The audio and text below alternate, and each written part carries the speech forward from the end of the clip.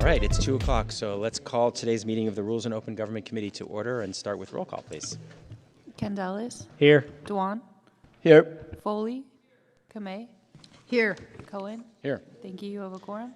Thank you. We have one agenda to review, and that's the agenda for next week's council meeting on June 23rd. That one has a 9:30 closed session and a 1:30 regular session, and consent starts on page 5 and continues on pages 6, 7, 8, 9, 10, 11, 12, and ends on page 13. In section 3, we have a proposed ballot measure to allow ranked choice voting for filling vacancies. In section 5, we have actions related to a large format advertising sign request for SJC and Willow Keys Corridor Improvement Project. Section 6, long-term power purchase agreement with Shell Energy and the 2026 Integrated Resource Plan for SJCE. And Section 7, an amendment between our animal care services and the city of Milpitas. Section 8, grant agreements for multiple programs for homelessness, a home key project action for Branham Lane, and multifamily housing incentive for the Sealy project. And we have 3 items on land use consent, which will be heard immediately after regular consent. Do we have public comment? We do not. All right, back to the committee. Move approval with ad sheet. Second. All right, motion and a second. Then we will vote. Motion carries 5-0. Thank you so much. And we have 2 items on our rules consent agenda. Do we have public comment on consent? We do not. Okay, back to the committee. We have a motion for consent? Second. Okay, let's vote on consent.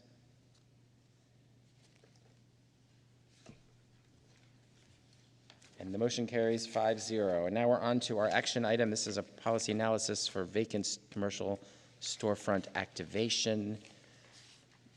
Remind me on this one's coming back to us, or?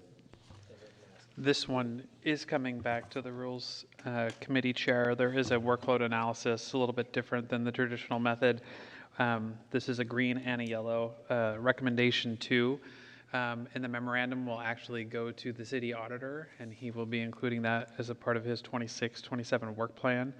And then the recommendations 1 and 3 are yellow lit, but as opposed to waiting 6 months until we start priority setting, we do have the opportunity to bring those forward when PBCE comes forward in the fall with the citywide planning work plan and reprioritization by the council. So we'll bring these items into that meeting to have with the council. Okay, do we have public comment on this item? Yes, Jordan, please make your way to the podium.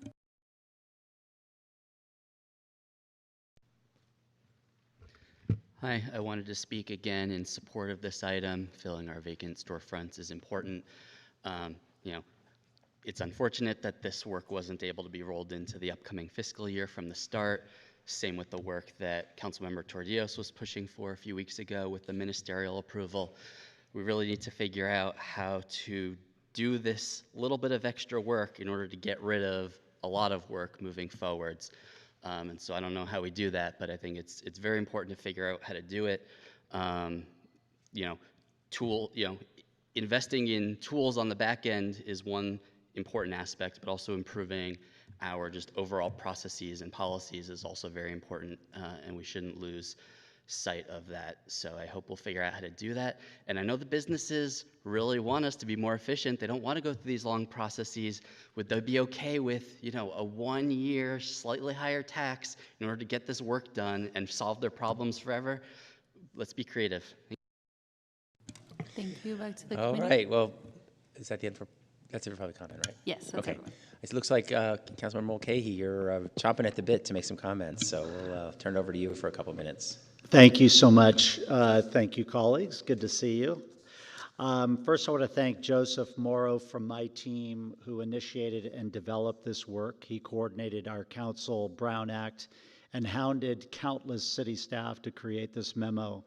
And our Chief of Staff, Lynn Lee, was his key staff collaborator. I also want to appreciate the Rules Committee for entertaining the 2 deferrals on this item that have come before you. That pushed for more collaboration with staff in refining the scope of work resulting from this memo.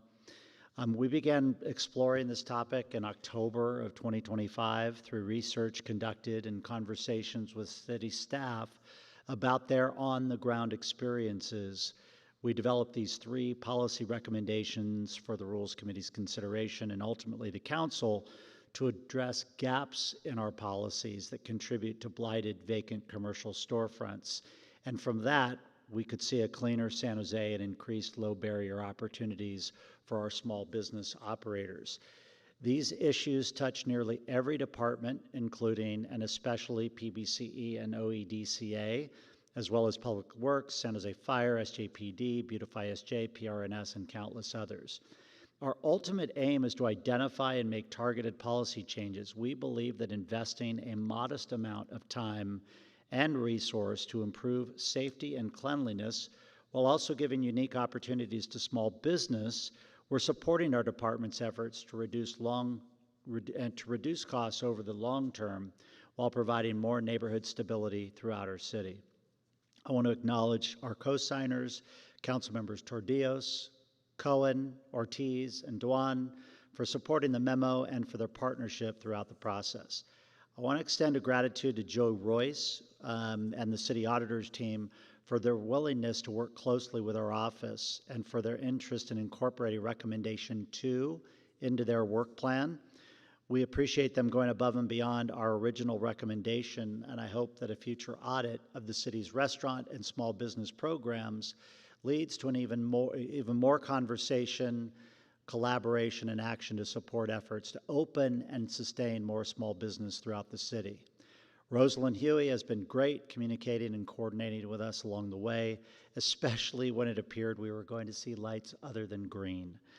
And a shout out to BBC and OEDCA for their work on these items. I appreciate their commitment to bringing this item forward alongside other important priorities in planning's work plan through the upcoming planning work reprioritization process. And so together, I hope the committee and council recognize the value of continuing to innovate and invest in making San Jose a place where people want to invest and where residents can feel safe walking through their local business corridors. I respectfully ask the committee to adopt the workload analysis, and thank you for your time and consideration. Thank you, Council Member, and looks like Councilmember Dewan wants to weigh in. Thank you, Chair. Thank you, Councilmember Mulcahy, for leading this and allow us to join your Brown Act. And it's a great move toward helping our downtown and many other areas to reduce the blights of some of these owners who need a little bit of push to make sure their storefronts look beautiful. And I move to accept the staff recommendation. That's a move to accept the workload analysis. Is there a second? Second.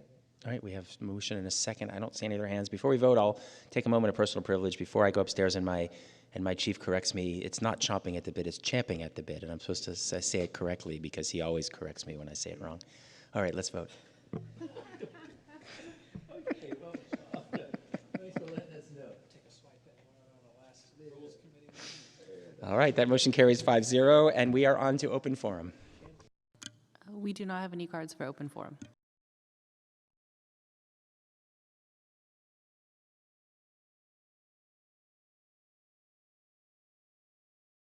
Oh, well, I was waiting for Jordan. Sorry, Jordan. Thank you for not making public comment. All right, we are adjourned at 2:10 p.m.